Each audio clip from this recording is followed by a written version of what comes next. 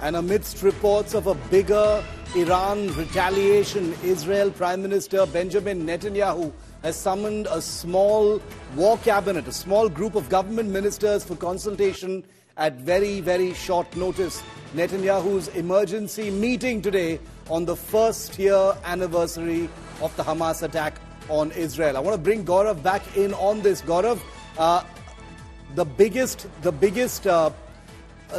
anticipation, the biggest suspense has been on what Israel's next move is going to be vis-a-vis Iran, because the actions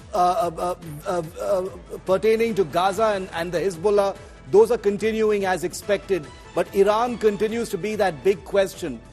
Is there anything that you're picking up as Netanyahu goes into a huddle with this emergency group of ministers? Shiv, there are several developments that have taken place in the past 12 hours which are extremely interesting. One, General Eric Kurilla, the commander of CENTCOM, he's been here.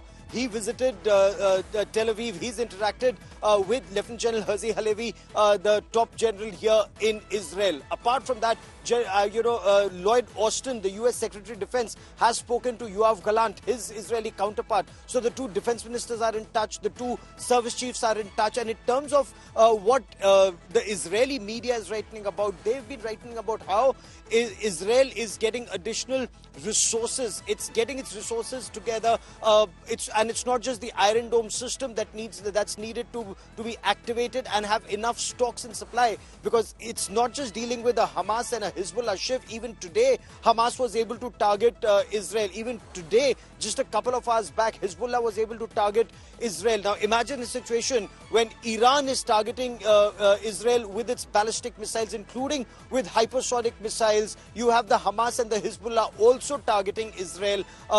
This is a scenario, this is the worst case scenario that Israel is wargaming about. So you'll have the Houthis, the Shia militia in Iraq and Syria, Iran, Hezbollah and Hamas all launching joint air attacks. Of course, you'll have US Navy ships in the region. You'll have US aircraft, Israeli Air Force aircraft in the Mediterranean. They'll be taking down a lot of threats way before they enter Israeli airspace. But the threat is real. So they're, in first securing all the flanks.